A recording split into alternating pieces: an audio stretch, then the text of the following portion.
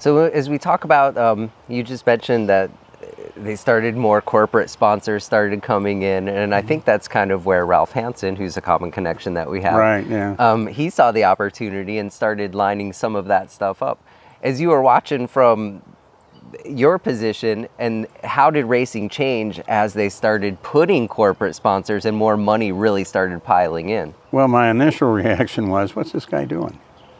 You know, because he was unique. Nobody had thought up the stuff that he'd thought up on how to pursue sponsors, on how to get dollars out of them, and how to get the sport to a level whereby the corporate money and the sport itself match one another.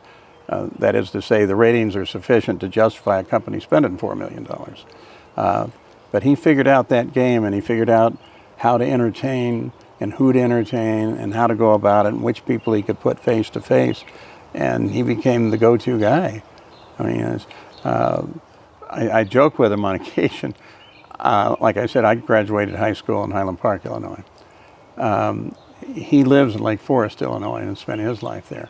Well, I actually lived a block south of the border of Lake Forest and Highland Park, and caddied just down the street at Old Elm Country Club. So, but we were the working people, and I would say to him, "You're Lake Forest. You're very important in Lake Forest." Oh man, yeah, he's definitely been a blessing and to, still is. to I me. mean, to this day, he keeps on doing it. He doesn't need to, but he loves it.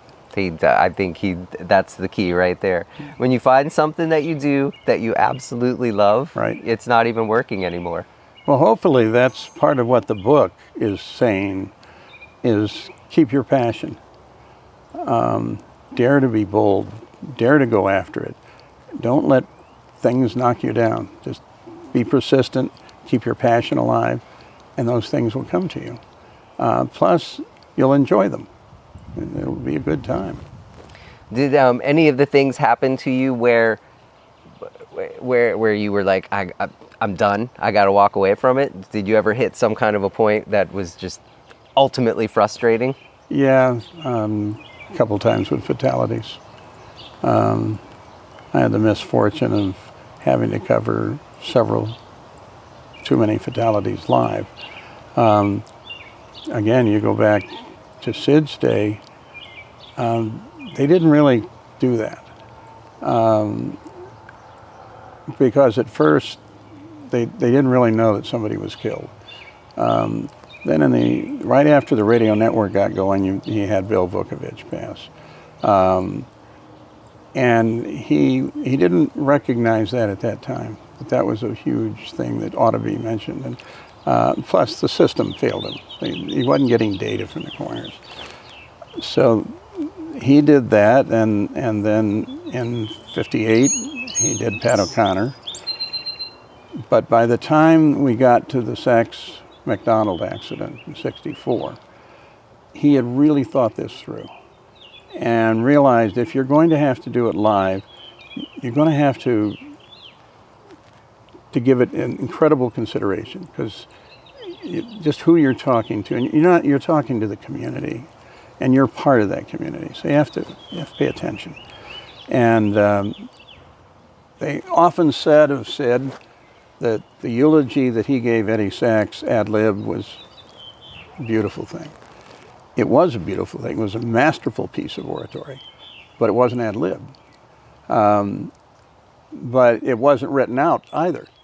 What Sid had, and I have it now, it's a little envelope, and he would put some poetry in there that they thought might in some way relate to the passing of someone.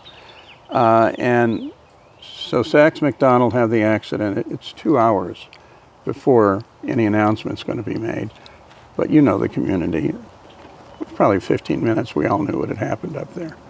But now we're notifying family and all that, and they're cleaning up. So he waits, and this is where he was so skillful. He waits for the public address.